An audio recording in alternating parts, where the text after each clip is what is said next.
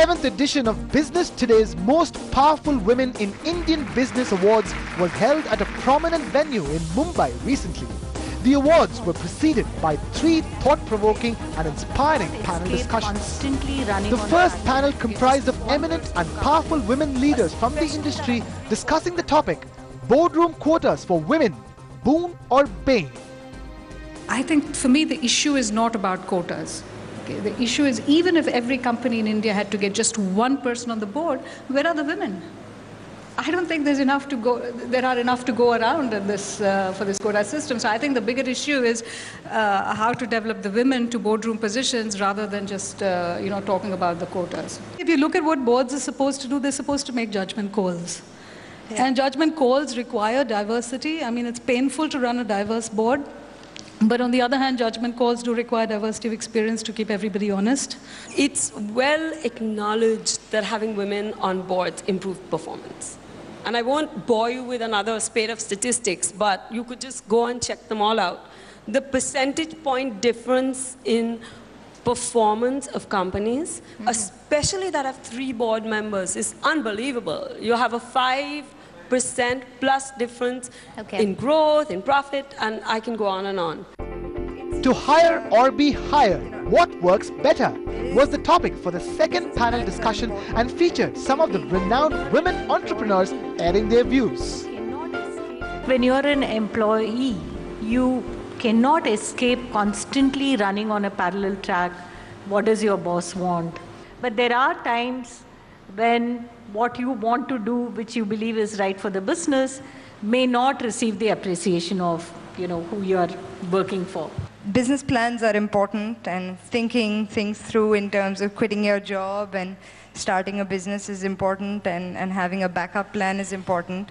But what's equally important, and I mean the only experience I have to share, is sometimes just to go with the flow. The third and final panel was on the topic Ambitious Women Do Societal Perceptions Matter Anymore, featuring a set of prominent and powerful women from Indian business. Law is a male-dominated profession. When I started several decades ago, I think, there were very, very few women in the profession. Not all of them even took the profession seriously. And it was not unusual for me to go to court and the judge asking, my husband and I both started practicing at the same time, and for a lot of them asking me, are you waiting for Mr. Shroff to come and argue this case? What does empowerment really mean? So specifically, I want to talk about our SRMs. I think your sponsors also call SRM. So our SRMs stand for Swaraksha Mitras. These are amazing. We've had the most spectacular experiences. One would think that, rural women are not ambitious, they don't understand, they won't be able to manage. It's all absolute rubbish. It was then time for the final session, which was a prelude to the much-awaited awards ceremony. Can I now please invite the chairman of the India Today Group, Mr. Arun Puri, to please deliver his address. Good evening. Special welcome to the ladies present here. It's always a pleasure to be in a room full of ladies, especially ones which are so powerful. Indian business today stands at an interesting juncture. And the most welcome development is the new law in mandating diversity in the corporate landscape. While I firmly believe that the market is the best arbiter of things, there are times that legislation needs to step in to seed change. The Women on Boards rule, I believe, could be a tipping point to ensure diversity at the top levels of India Inc. What do we seek to accomplish by singling out the most powerful in Indian business for a women-only award? I mean, just think about it. Most powerful men in Indian business awards just doesn't sound right.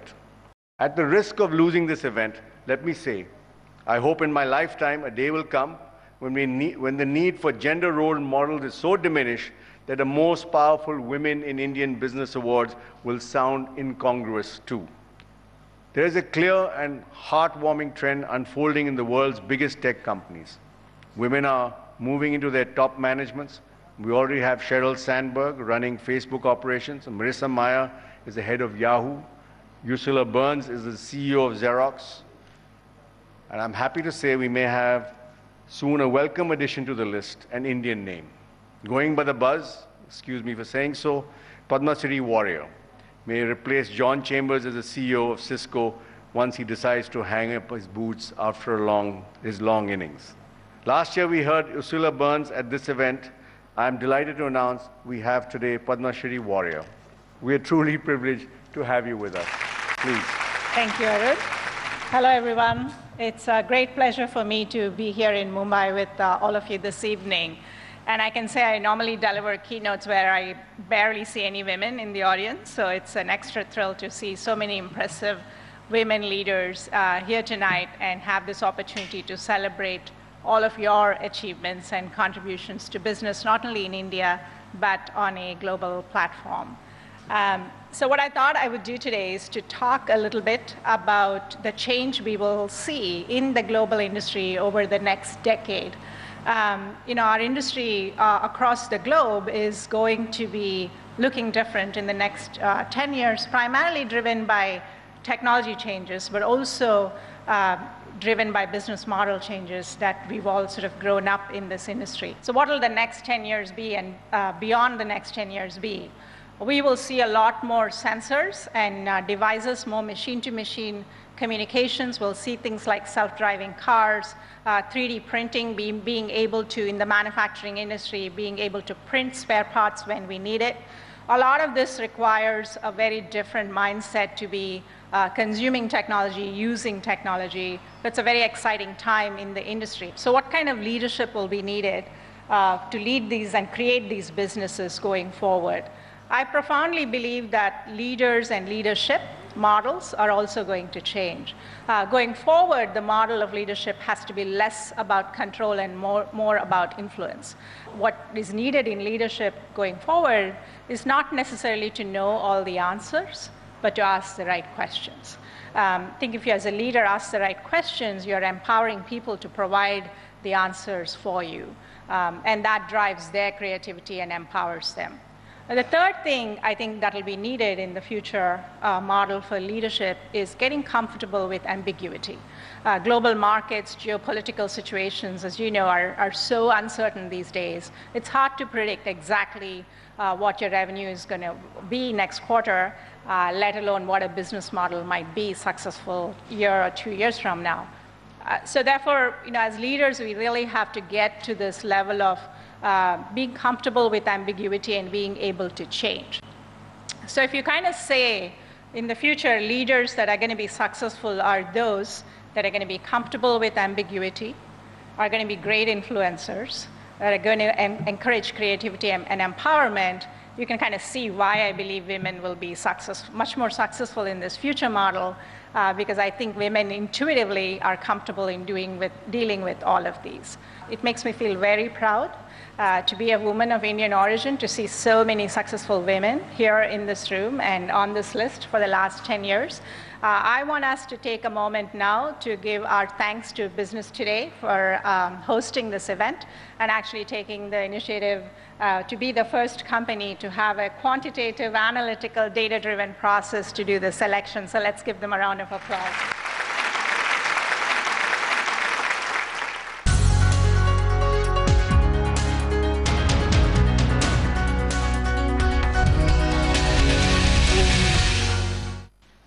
Padma Shri, thank you so much. It's such a comprehensive talk, right from personal to technology. I just want to know one question. I'm sure that your career in America, especially coming from India and getting into a very highly competitive field, tell us a little bit about your struggles. What were the points where you kind of really had to struggle there? Yeah, I think the struggles I think stem not from a lack of opportunity, but from a lack of reinforcement in a positive way. What I mean by that is I went to IIT Delhi, and back then there were not that many women. When I went to IIT, there were 5 of us, 5 women in a class of 250. It was like really shocking. But the five of us really stuck together. It was this concept of sisterhood. Like we all did things together, and there was this women's solidarity. We helped each other out.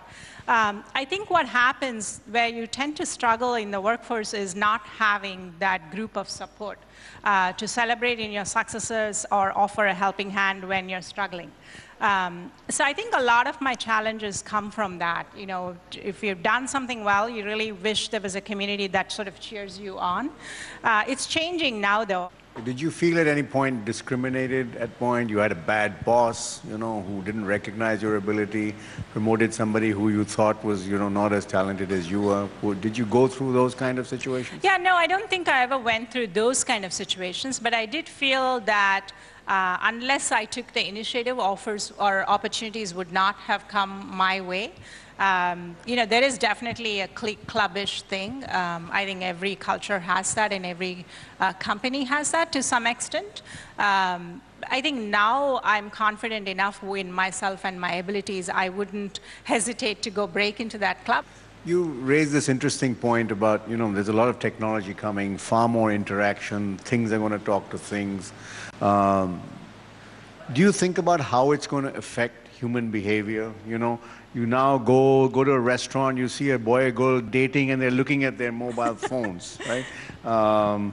Husband and wife, or, you know, always, there is actually an addiction. So where are we heading in this? You know, as we get more and more connected,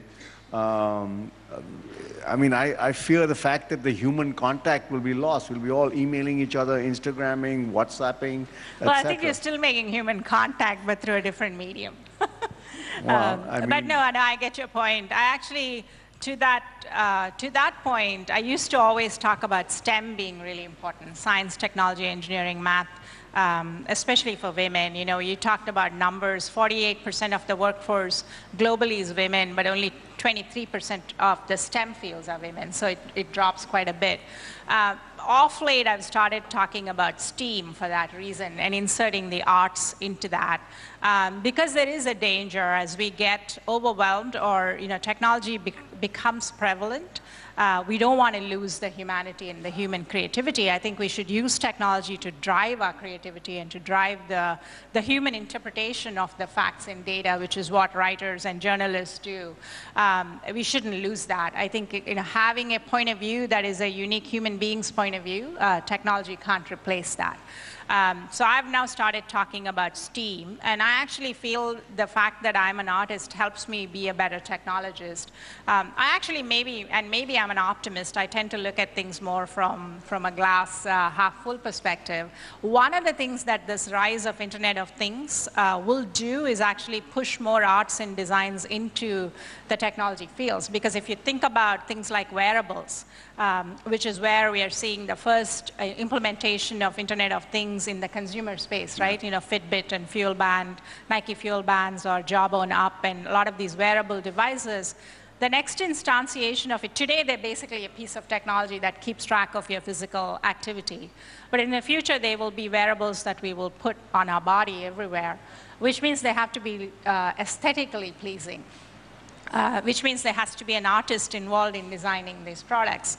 And already universities at Stanford as well as MIT, they now teach art history and art appreciation to engineering students so that they can get this blend of something that looks good as well as does what it's supposed to do. So I think there'll be a bigger role for that, and hopefully those kind of disciplines will counterbalance the addiction to technology. But you're absolutely right. I think technology, as it becomes more pervasive, we have to be careful that pervasive doesn't mean intrusive. Thank you very much. It was a very enjoyable talk. I mean, you really covered everything. It was fantastic.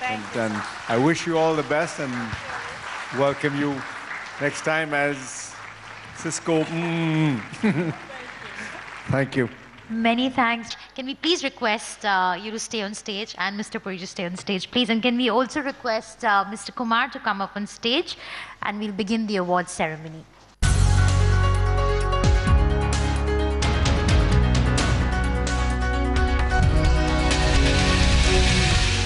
So can we begin with our first winner of the day? Many congratulations, Aruna. Can we please have you here up on stage?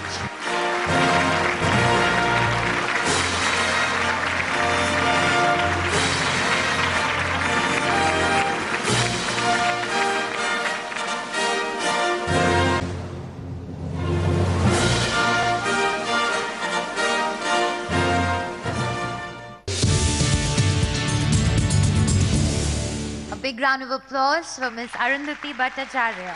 Many congratulations.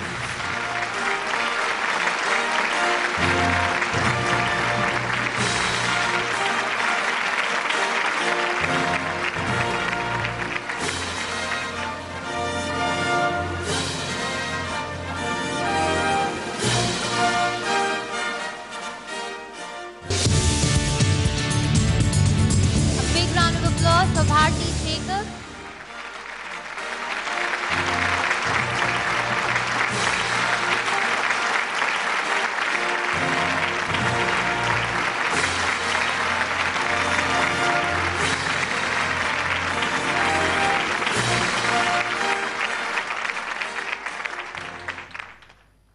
Well, our next MPW could not be here with us today, but she's, of course, the queen of publishing in India, Chiki Sarkar, publishing director of Penguin Random House. And she has played a very instrumental and a very crucial role in bringing in a lot of new writers in the Indian fiction and non-fiction writing scene. Well, can I please request Mr. Harish Shenoy to come up and collect her award, please?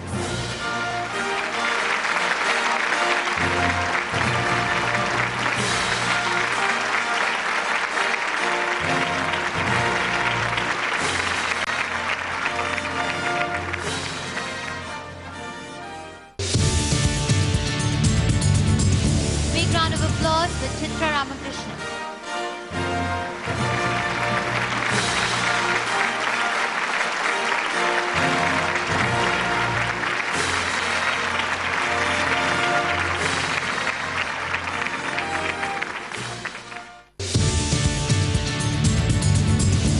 Many congratulations, Ekta. Can we please have you up on stage?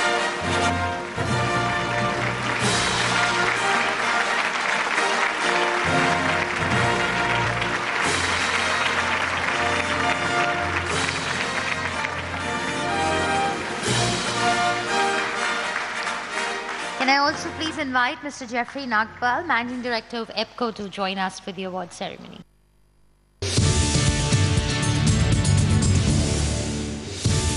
Let's hear it for the lunchbox lady, Guneet Manga.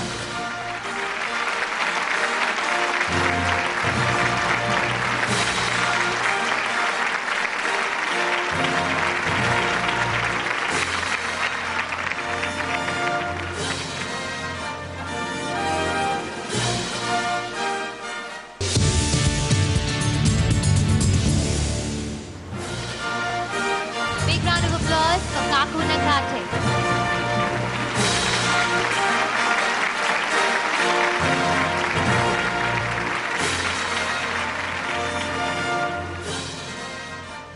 Our next most powerful woman on the list is Neelam Dhawan, Managing Director, Hewlett Packard India. She could not be here with us today because of a family emergency, but she's played a very key role in bringing Hewlett Packard India back in the reckoning as a top PC vendor again. Krishna Sirohi and Kamini Lalwani are here to collect the award on her behalf.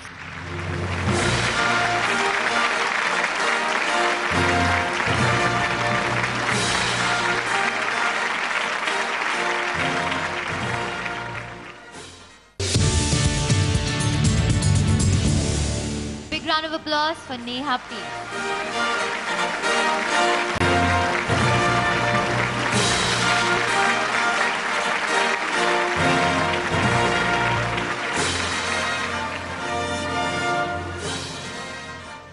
Our next most powerful woman on the list is Nisaba Godrej. She couldn't be here with us, but she says she hires people smarter and better than her, and that's the reason why revenues of her company, Godrej Consumer Products Limited, she's the executive director there, have nearly doubled in the last couple of years. Let's hear it for Nisaba Godrej. Vandana Lisa Skolt is here to collect the award on her behalf.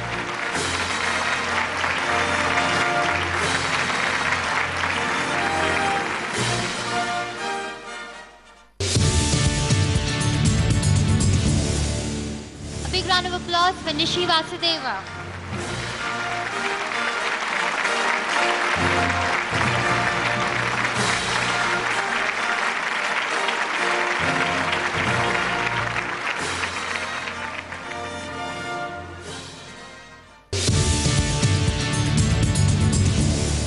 Let's hear it for Pallavi Shroff, please.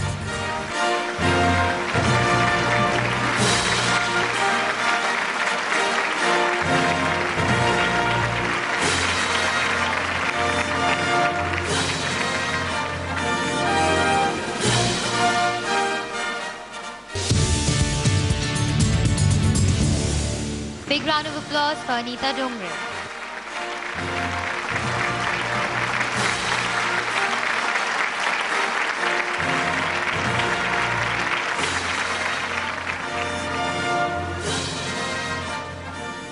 Thanks, Mr. Nagpal. Let's continue with our most powerful women list. Prabha Parmeswaran Mitra, she could not be here with us today. She is the Managing Director of Colgate Palmolive India and has literally carpet bombed the oral care market. Can we please have Hema Mehta on stage to collect the award on her behalf?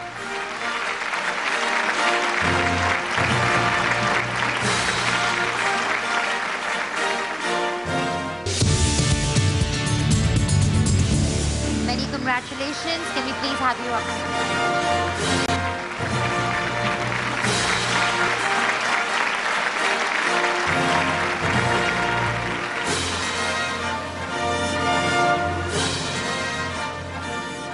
Our next most powerful woman on the list is a finance whiz, Rupa Kudva, Managing Director and CEO of CRISIL.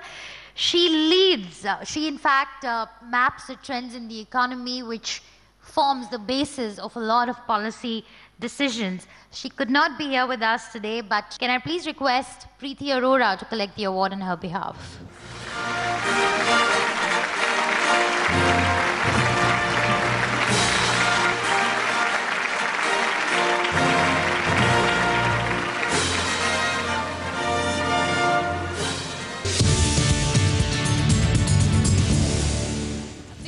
Applause for the new star on the horizon, Sangeeta Singh.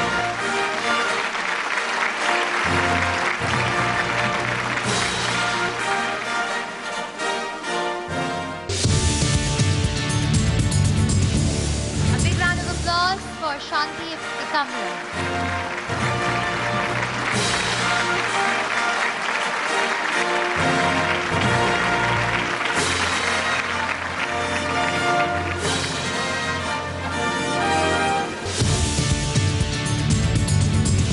Round of applause for Sonali Kulkarni.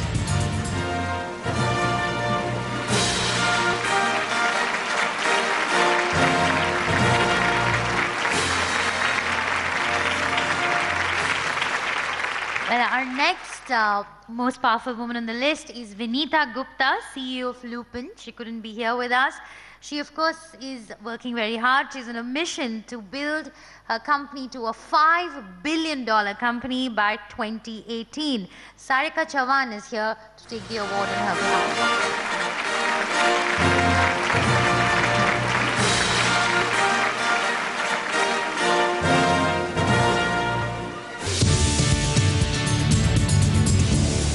Gentlemen, a big round of applause for Zareen Larwal.